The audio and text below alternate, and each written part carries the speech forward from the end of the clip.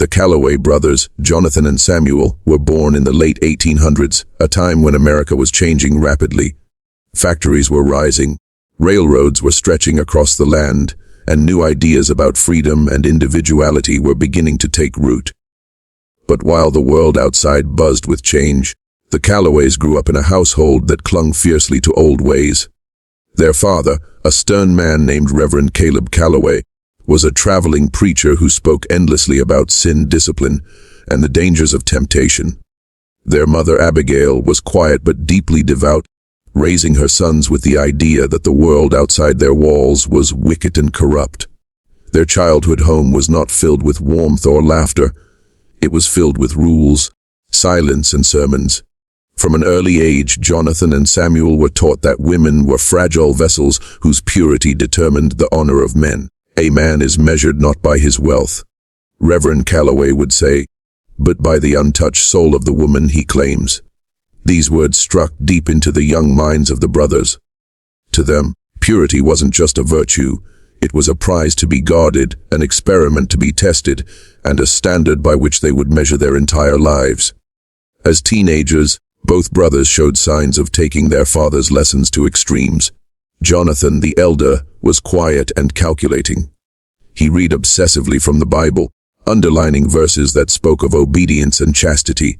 Samuel, the younger, was more emotional, eager to prove himself, often correcting or even scolding girls in the community if he thought their dresses were too short or their laughter too free. While other boys of their age went to barn dances, courted young women, and dreamed of city life, Jonathan and Samuel withdrew deeper into their own world of rigid rules.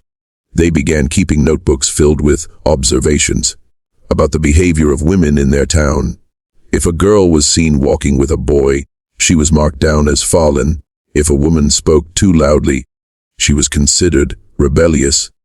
This was the beginning of their obsession, the belief that they were not just men, but judges appointed to measure the morality of others. By their 20s, the brothers lived almost like shadows of their father. They worked simple jobs, avoided worldly pleasures, and spent most evenings debating how society was decaying, because women were no longer kept in check. These conversations grew darker as they convinced each other that the solution to society's corruption was not freedom, but control. One particular evening, as they sat in the small wooden house their father had left them after his death, Jonathan leaned across the table and said words that would seal their path.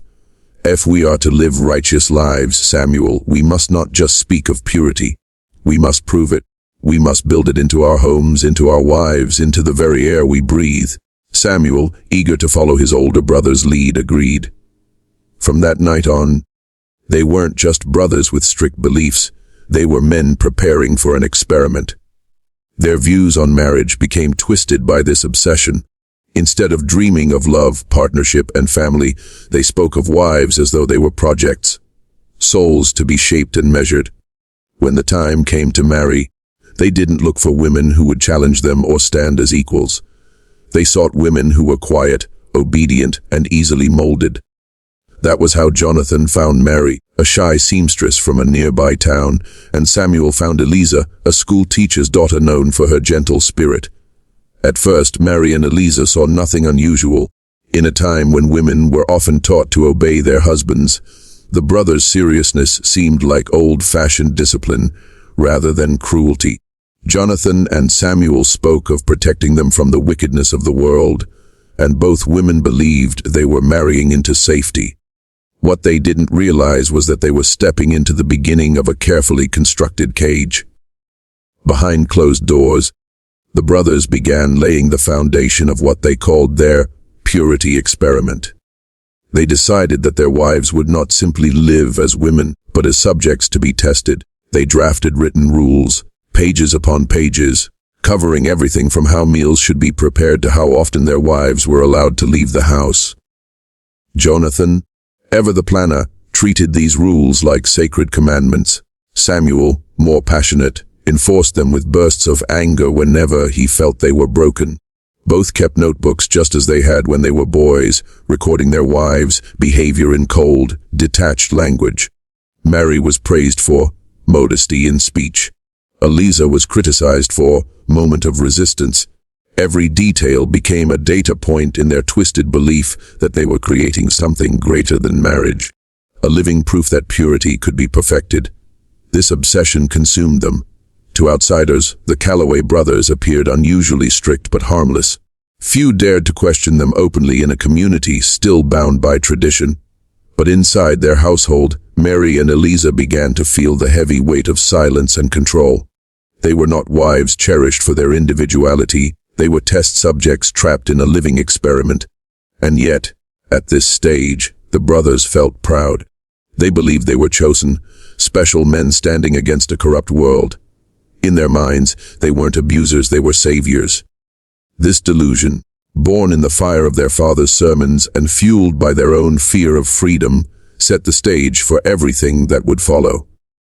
The obsession had begun, and once obsession takes root, it rarely stops at the surface. It grows, twisting deeper until it consumes not only the ones who hold it, but everyone around them. Mary Calloway had once dreamed of a simple life, sewing dresses for neighbors, tending a small garden, and raising children who laughed freely in the fields. Eliza Calloway had a different vision for her life. She loved books, teaching children their first words, and watching young minds open to the world. Both women came from ordinary families, both entered their marriages with quiet hope, and both believed, at least at first, that Jonathan and Samuel Calloway were serious but respectable men.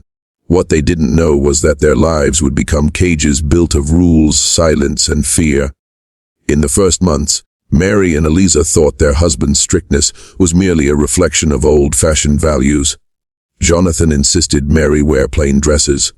No bright colors, no ribbons, no lace. "It's for your dignity," he would say, his voice firm but calm. Samuel, though more fiery, said similar things to Eliza. Books fill women's minds with rebellion. You don't need stories, you need humility. At first, both wives tried to accept these rules. Many women of their time were told that marriage required obedience. But soon, the restrictions multiplied. Meals had to be served at exact times, conversations had to be brief and controlled, and even laughter was regulated. The Calloway brothers kept written ledgers of purity, where every action of their wives was documented. Mary was scolded for speaking too softly when answering a neighbor. Eliza was punished for humming a tune that was too lively. Marriage was no longer companionship, it was surveillance. The most painful rule was isolation. Mary and Eliza were not allowed to speak freely to outsiders. Visits to neighbors became rare, and when allowed, Jonathan or Samuel shadowed their every word, later questioning them about what was said. Letters from family were read aloud by the brothers before they were permitted to respond.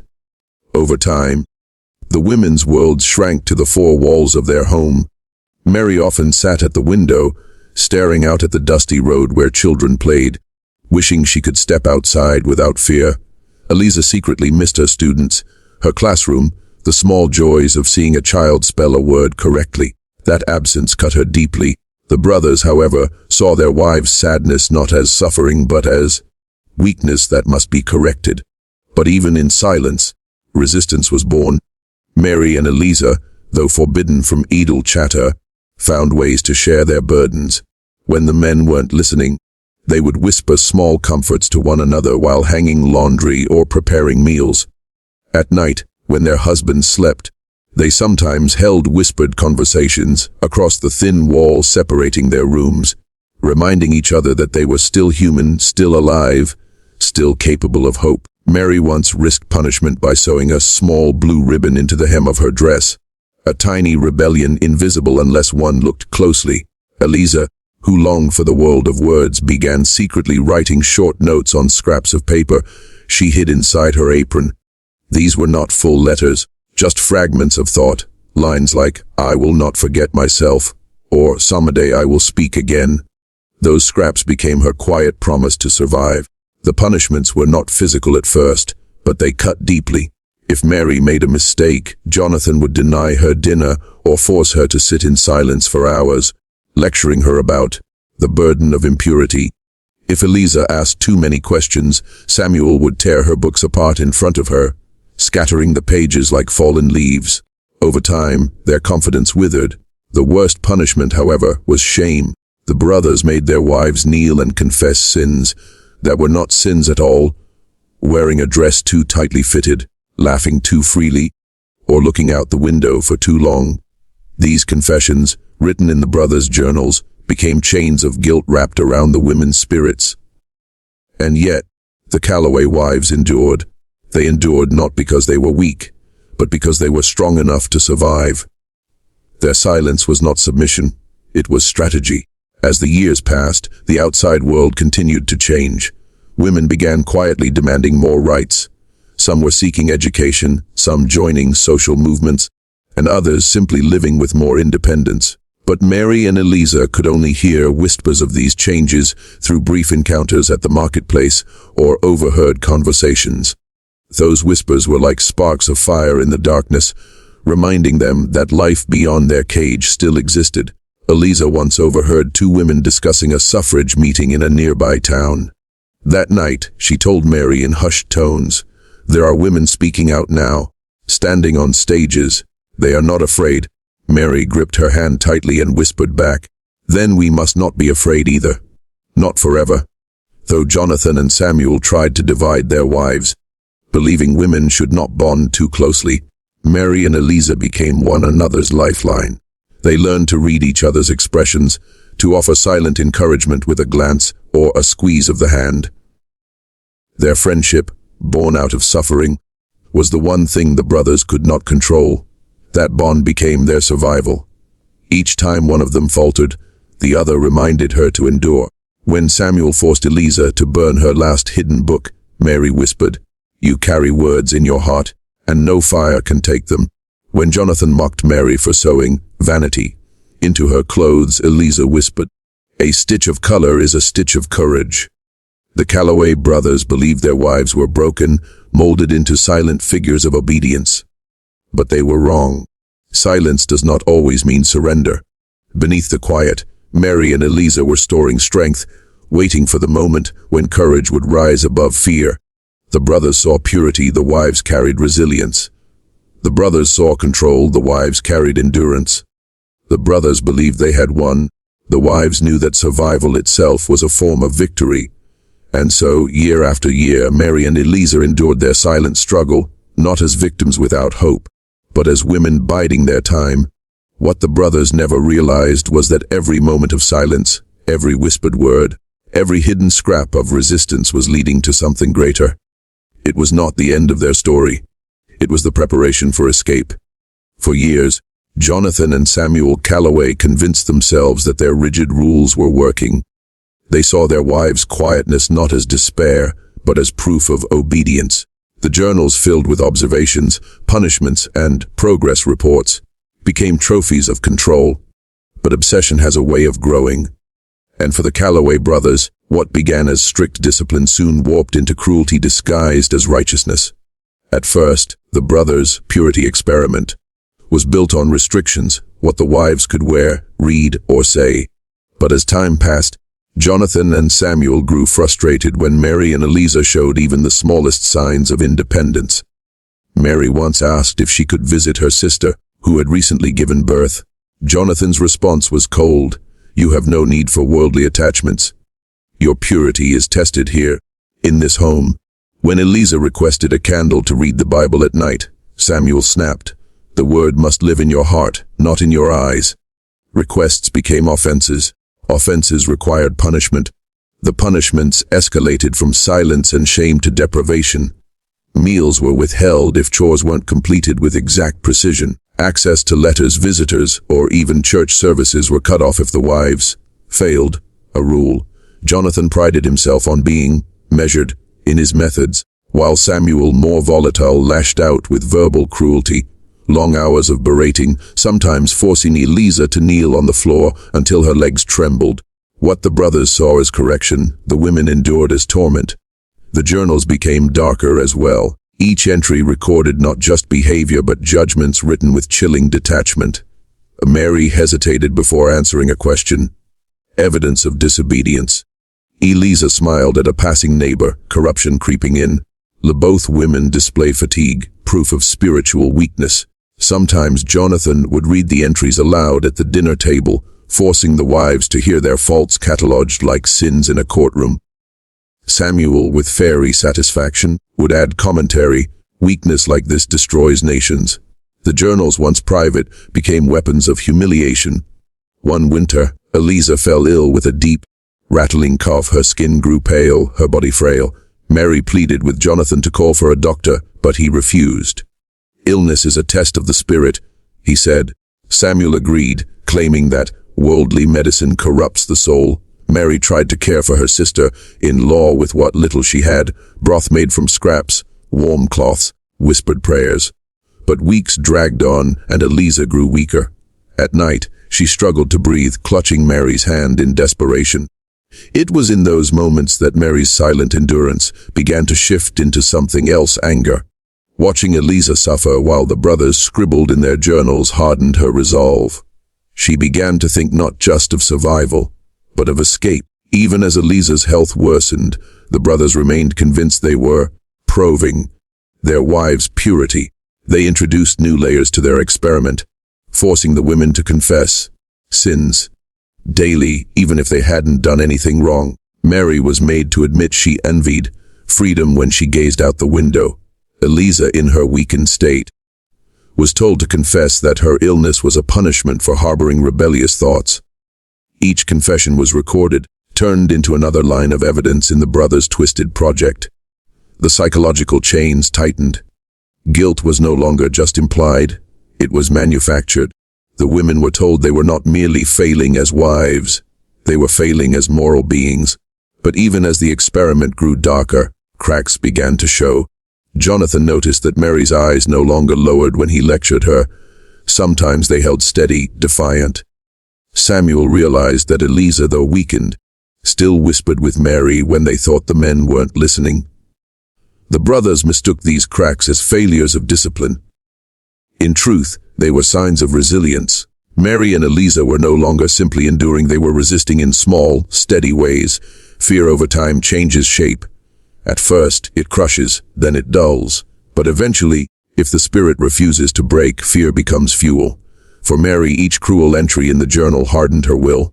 For Eliza, every day she survived her illness without care became proof that her spirit was stronger than the brothers believed.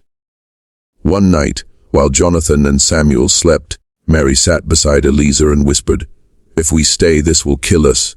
If not in body, then in soul. We must think of a way out." Eliza, her breath shallow but steady, nodded. "Then we plan, quietly, patiently, until the moment comes." For the first time, their struggle was no longer about survival alone. It was about preparing for freedom. Jonathan and Samuel, however, remained blind to the storm brewing under their own roof. They believed their wives were subdued, broken into perfect obedience. They failed to see that beneath the silence was strategy, beneath the stillness was resistance, and beneath the suffering was a growing fire that no punishment could extinguish. Their blindness was their downfall. By pushing their wives deeper into despair, they unknowingly pushed them closer to courage. The purity experiment had turned from discipline into cruelty, from obsession into abuse. The brothers congratulated themselves on their success, but their household was not filled with purity. It was filled with sickness, hunger, silence, and quiet rebellion. Mary and Eliza bore it all, but their endurance was no longer passive. The darker the experiment grew, the stronger their bond became, and the more determined they were to find a way out. The Calloway brothers thought they were perfecting purity. What they were really doing was perfecting their wives' strength. And soon, that strength would rise against them. The Calloway household had long been a place of silence and control, but by the 10th year of the purity experiment, something inside both Mary and Eliza had begun to shift. Fear no longer held them as tightly as it once did. The endless punishments, the humiliation, the isolation, these had already stripped away so much. All that was left was the question neither dared to ask aloud until the day came when they could no longer avoid it. How much longer can we survive this? It was during a harsh winter that everything came to a head. Food was scarce, the winds howled through cracks in the wooden walls, and the firewood stack dwindled dangerously low. Jonathan blamed Mary for not managing supplies. with enough diligence, while Samuel berated Eliza for coughing too loudly during his nightly sermons. But beneath the cold and hunger, something far more dangerous was growing. Eliza's illness, untreated for years, had returned with a vengeance. Her cough deepened, her cheeks grew hollow, and her strength waned. Yet still, Samuel insisted it was divine test, forbidding her to see a doctor. One night, as Eliza lay shivering with fever, Mary sat at her side, pressing a damp cloth to her brow. Jonathan entered the room, frowning at the scene. "She suffers because she is weak," he said flatly. "You must not coddle weakness, Mary. It is against the spirit of purity." Mary stared at him, and for the first time, her gaze did not drop. A quiet anger sparked in her chest. If purity means watching someone die, then purity is a lie. Over the following weeks, Mary and Eliza began to talk in whispers more frequently. Fear of punishment still loomed, but fear of losing everything. Their health, their spirits, their very lives now outweighed it. Late one night, when the brothers were asleep, Mary leaned close to Eliza and whispered, "If we stay, this sickness will take you, and when it does, I will be left alone with them. We cannot let that happen. We must think of a way to leave." Eliza, her voice weak but steady, whispered back, "I have thought of nothing else. If we remain, we will die, not just in body, but in soul. We must choose freedom, no matter the cost." That was the first time they admitted their plan aloud. Though vague, though dangerous, it was real. The silence of endurance had broken into a pact of survival. Ironically, it was the brothers themselves who hastened the breaking point. Their experiment, already cruel, became harsher as the years dragged on. Jonathan introduced fasting days, forcing the women to go without meals for imagined sins. Samuel demanded confessions multiple times a day, berating Eliza for coughing or Mary for speaking too softly. One evening, Samuel struck the table with his fist so hard that the plates rattled, shouting, "If you women cannot rise above your corruption, then perhaps God will strip it out of you by fire." His rage left Eliza trembling, but Mary's jaw set firmly. The more the brothers raged, the more their wives realized the Calloways would never change. No amount of obedience could satisfy them. There would always be another rule, another punishment, another humiliation. The breaking point itself came suddenly. Though it had been building for years, it was a bitterly cold night. Eliza's fever flared so high she could barely rise from bed. Her breathing was ragged, each inhale a battle. Mary begged Jonathan once more to fetch a doctor. Jonathan's reply was chilling. "If she dies, it is the Lord's will. You must not interfere." Mary felt something inside her snap. She turned her eyes to him and said, in a voice steady but fierce, "No, if she dies, it will be because of you." Jonathan recoiled, stunned by her defiance. For the first time, the power shifted, even if only in a glance, in a single word. That night, Mary sat by Eliza's side until the brothers slept. She pressed Eliza's frail hand and whispered, "This is it. We can no longer wait. We leave, or we are buried here." Eliza's weak smile carried both exhaustion and hope. "Then we leave." From that moment, the women's every action carried new purpose. They began watching for opportunities. When the brothers went to the barn, when they walked to town for supplies, when the nights grew darkest, Mary saved scraps of food in a small cloth hidden under the floorboards. Eliza, though weak, gathered her strength for the moment she would need to walk, no matter the pain. Every whispered conversation became part of their plan. Every glance was a signal. Every moment of silence became preparation. Fear still lived in them, how could it not, after years of control? But fear was no longer the chain it once was. Instead, it had transformed into fuel. Each cruel word from Jonathan, each rage-filled sermon from Samuel, only steeled their resolve. Mary began to realize something profound. The brothers had believed they were breaking their wives, but in truth, they had forged them into steel. Endurance had sharpened into strength, silence into strategy, fear into courage. The final decision came on a stormy night. Rain pounded the roof, winds howled through the cracks, and the brothers drank heavily by the fire, congratulating themselves on their success. Mary sat with Eliza, the storm echoing the pounding in her chest. She leaned close and whispered, "Tonight, if we do not go now, we may never have the chance again." Eliza, though weak, nodded. Her voice was barely audible, but her words carried all the strength of her will. Then we go. That night, as the storm raged outside, the Calloway wives crossed an invisible line. They had lived for years under silence, rules, and cruelty. But in choosing to escape, even before their feet touched the road, they had broken free in spirit. The brothers believed they had built a perfect experiment, but in truth, they had created the very conditions for rebellion. By stripping away everything, they had left their wives with only one choice of freedom or death. And Mary and Eliza, bound together by suffering and love, chose freedom. The night of the storm became the night of decision. Rain lashed against the windows, wind roared through the cracks of the wooden house, and thunder shook the ground like an omen. Inside, Jonathan and Samuel sat by the fire, their journals and Bibles spread out before them. They spoke in low voices, occasionally raising their cups in satisfaction. Convinced they had achieved their goal, wives stripped of will, molded into silent figures of obedience. But upstairs, in the dimly lit rooms where Mary and Eliza lay awake, a different reality was unfolding. The years of silence, of whispered defiance, of endurance had led to this moment. And both women knew it tonight. They would leave. For weeks, Mary had been quietly gathering what little she could: bits of bread, dried roots, scraps of cloth, a small knife hidden beneath the floorboard. She had wrapped them in a cloth bundle no bigger than a loaf of bread. It wasn't much, but it was enough to begin. Eliza, weakened by illness, had been practicing small walks around her room each day, forcing her legs to carry her a few extra steps, her breath steadying with each effort. "I will not let weakness stop me," she whispered to Mary one night. "If my body fails, then my will must carry me." They had waited for the perfect opportunity. A night when the brothers were distracted, when the weather would mask their departure, when fate itself seemed to push them forward. The storm provided it all. As the thunder boomed and the fire downstairs crackled, Mary leaned over Eliza's bed. "It is time," she whispered, her voice trembling but certain. Eliza looked into her eyes, seeing not just fear but determination. She squeezed Mary's hand. "Then we go together. If I fall, you do not leave me. And if you fall, I will not leave you." Mary nodded, her eyes wet with silent tears. Together, always. Moving carefully, they dressed in the plainest clothes they had, dark shawls that would blend into the storm.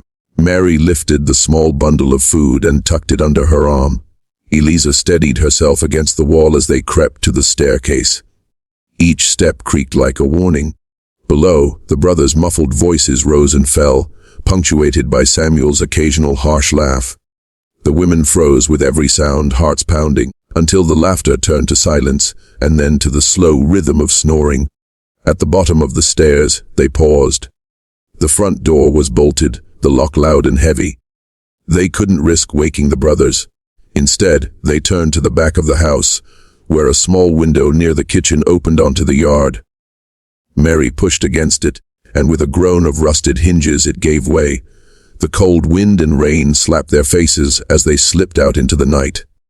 For the first time in years, the air they breathed was not confined by walls. It was wild, free, alive. The ground was slick with mud as they hurried across the yard, skirts clinging to their legs.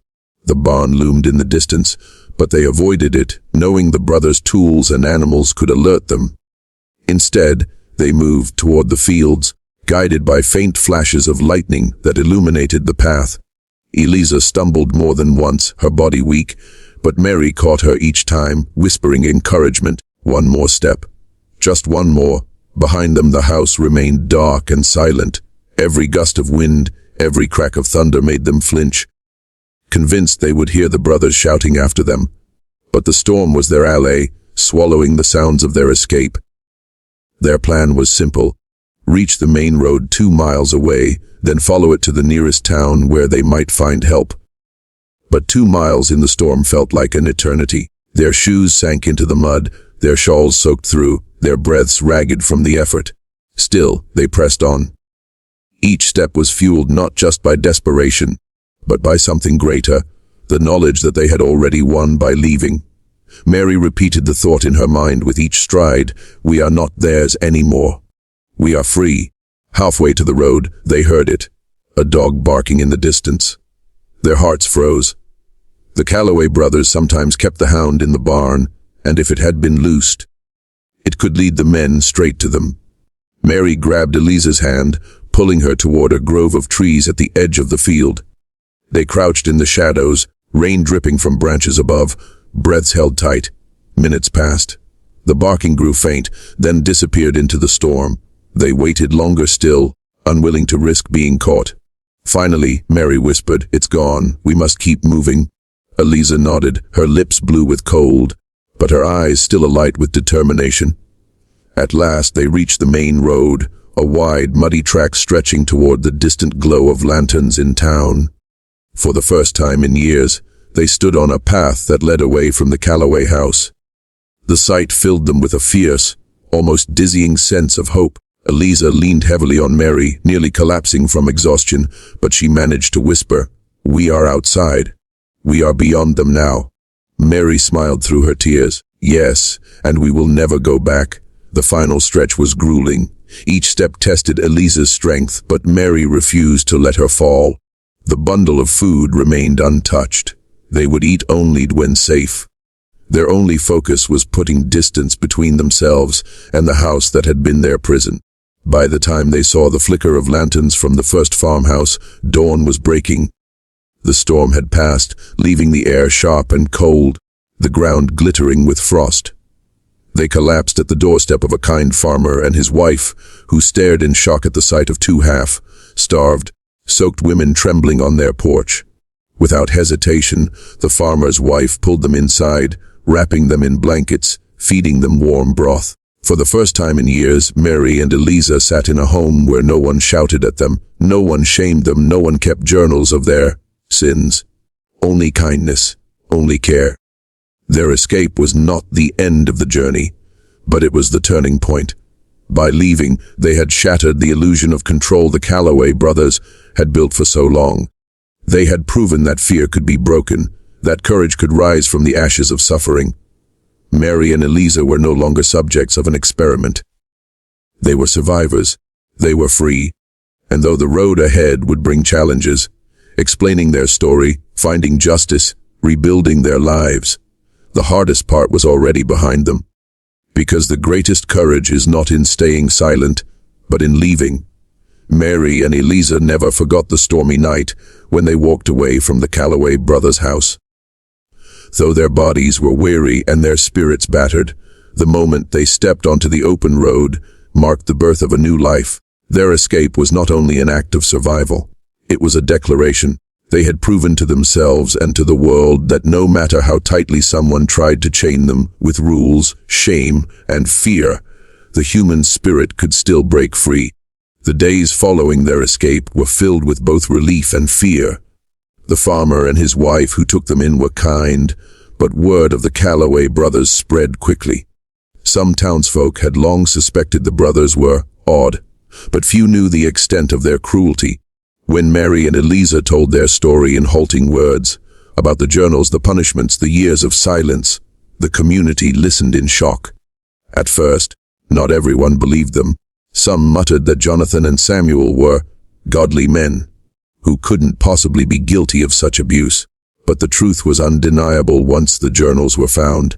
The brothers had kept meticulous records of every humiliation, every confession, every twisted rule. What they believed would be proof of their righteousness became evidence of their cruelty. Jonathan and Samuel were shamed publicly. Though laws in that era were often slow to defend women, the community turned against them. Their names became synonymous with fanaticism and abuse. For Mary and Eliza, however, the true victory was not the brothers' downfall. It was the freedom to breathe, to speak, and to choose their own lives again. Freedom came with challenges. Both women had been cut off from their families for years, and trust was not easily rebuilt. Mary reunited with her sister, who welcomed her with open arms but wept at the sight of how thin and weary she had become. Eliza, with no immediate family nearby, leaned on Mary as her closest kin. Money was scarce, and neither had possessions beyond the clothes on their backs. But what they lacked in material goods, they carried in determination. Mary began sewing again, her hands finding comfort in the familiar rhythm of needle and thread. Eliza, though still recovering from illness, slowly regained her strength and eventually returned to teaching, this time with a fire in her heart that had not been there before. They rebuilt their lives brick by brick, stitch by stitch, word by word. As the years passed, Mary and Eliza began to share their story more openly. At first it was in small gatherings, church women's groups, town meetings, quiet conversations with neighbors. They spoke not to gain pity but to warn others control is not love, and purity cannot be forced. Eliza, standing before young girls in her classroom, often reminded them, "Your worth is not measured by silence. You are not defined by rules someone else writes.